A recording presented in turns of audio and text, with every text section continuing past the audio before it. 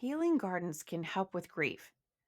I am a huge believer in the healing power of gardens.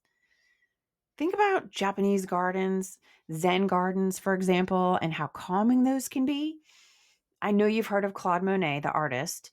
He used his garden to help with his debilitating depression, and then he painted it. Consider creating a wellness garden, your own garden that heals. There's been research on this too. The research shows that when you connect with nature, positive changes occur in your body, lowering your blood pressure, decreasing your heart rate, reducing stress, and improving your mood. Most of us are dealing with stress in our everyday lives, but losing your spouse is the number one most stressful thing that a person experiences in life. And gardening, being outside, creating something from pretty much nothing is so beneficial for your health.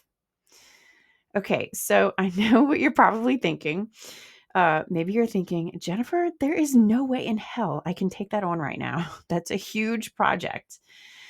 And okay, I hear you. I get it. So, I've been there.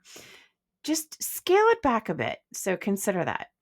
Start off with something small, a small green space, and just add a green space to your home by buying some plants you love, plants that make you happy, maybe a little herb garden that might help motivate you to cook more.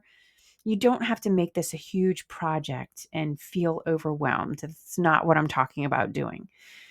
Just try it to the extent that you can try it without feeling overwhelmed. So, your mission is to create a healing garden or a green space in and at your home.